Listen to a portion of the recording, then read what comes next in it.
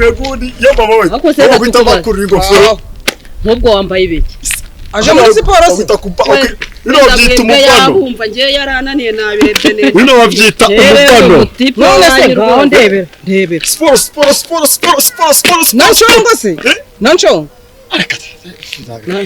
nyine akabishiki kugira ngo tujye muri siporo kamese imyenda siporo yanga ku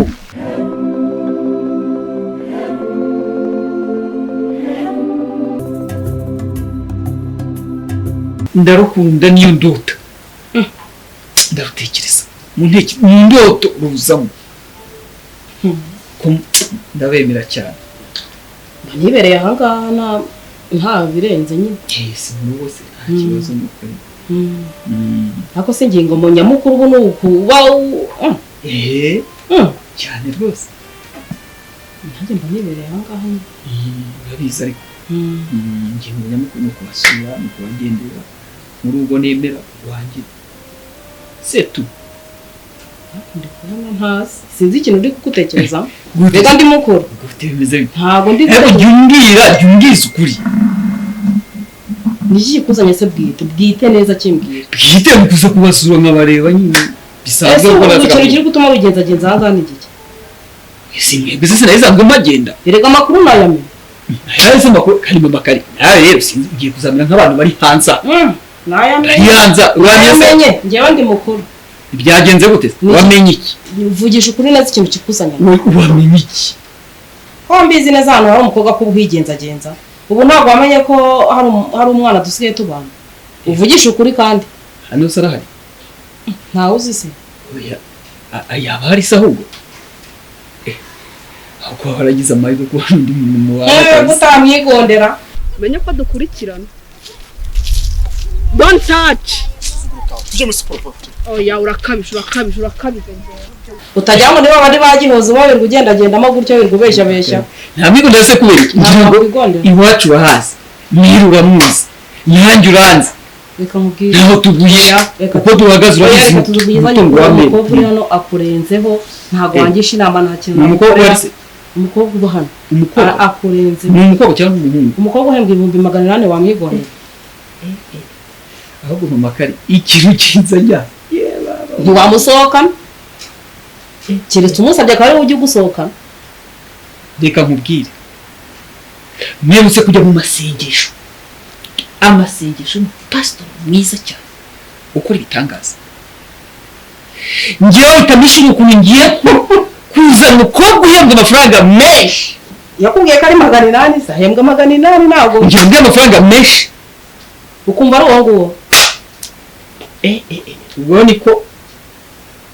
niko kantu kambyiganiraga mu mutima ariko nkayabe gucyerekezo ukuri kuvuga byinshi amakuru ndayaguhaye haraho nari nigiriye abo pastor yaramushiriye rwose mushaka ubifashe uko ngiye kuza umukobwa uhembwa amafaranga menshi sinzi uwo ari we sinzana urugo kuko ntabwo wamwigondera ntiyanakwemera ni mwiza umva ariko pfa kuba nzamubona hari ikibazo seti winyerereza niba nta yandi makuru yandi yarakuzanye aha ngaha reka nigendera aho nari ngiye haro warugiye oya tujyane nta kibazo ariko ubimenye nk'umujyanama wanjye kw'ibyo bintu pastor yabimishuye kandi uzi ntabwo nagira njya gusenga reka nkuremo bino bitambaro ubimenye rwose ubibwirwa nkora ibirenze hanyuma dutambikane ko numva atavuga si uwo mukobwa abafite ibyaho ugiyemo ntabwo reka ntabwo wamwigondera ubundi ubwo buri mu bituze mbwiye ko ari umukobwa witonda pasiteri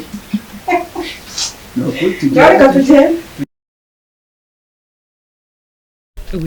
Ako subu uriya muyobozi wacu ko yatinze kutugeraho bimeze bite simbizi ngereka mbe nikorera korera kare ubigabanya gabanya amafiriti kubeshya arya ni gutya ndabona na mushiki we ubwo ahageze amakariza ngenzi imbere nawe nzigeze biteze sawa nasindutse shaho ko mwamutwicira gahunda Igo ako se buriye koko ko mwamwitwiciye gahunda musaza wawe bari he Dawe misisi nyuma arimo kuza turaza yabwo sinza ahantu hagaze ubwo ari imigambo bari marakatakata bari maraza ariko turasamuka irembo we dukora mwana twikoreshe ampaye bita kwishyushya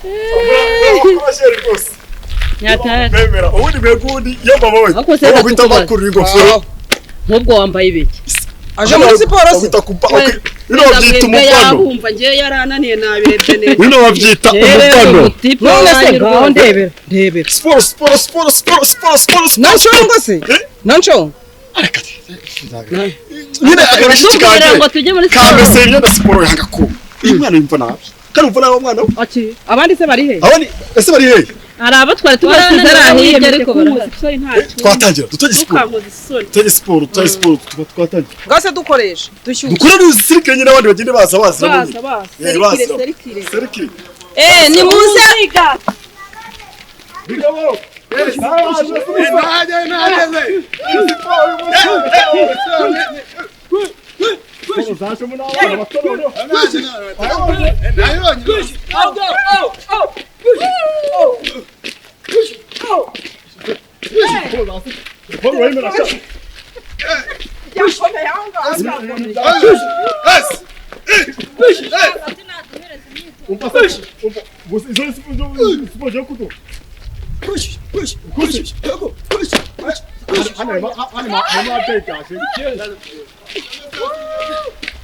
Ubundi abana bato ngaba bato gushaka muri siporo buri kintu wabonye ari mwana uri kwa siporo neza uri muri siporo cyangwa uri muri wese turi muri siporo kuri ko niwe tuvangiye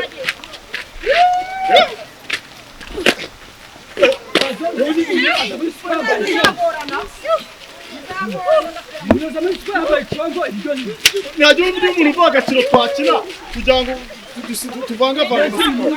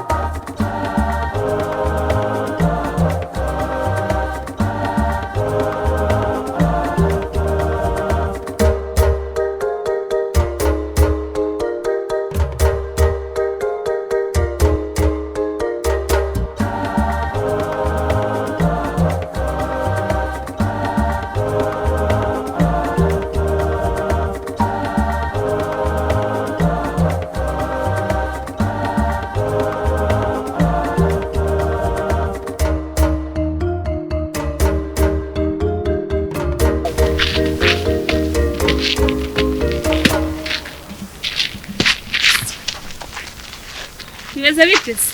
sawa Wow, uri mu bintu nkunda. kunda siporo Kandi se nkakino.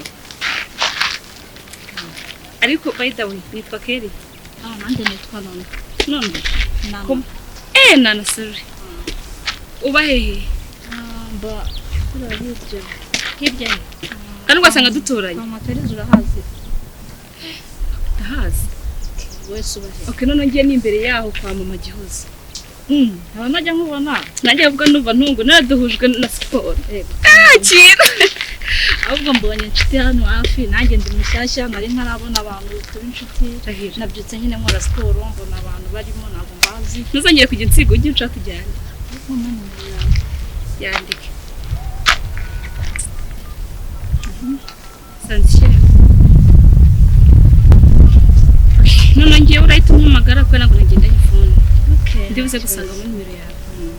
cyane uba nishimye sha nanjye ndishimye najyaga mbura abantu dukina umwanya nabaga ntari gukora nkabura umuntu tuganira ariko basi ndajya nguhamagara nimba ko hari ngo sha ntarebe ubwo nanjye nari ndimo nihuta reka ncomoke mbe ngucitse sibyo okay naribi nyine nari turi kubizakira mupira wakoze cyane aka gakino wose garisa ureka tuwa amashyi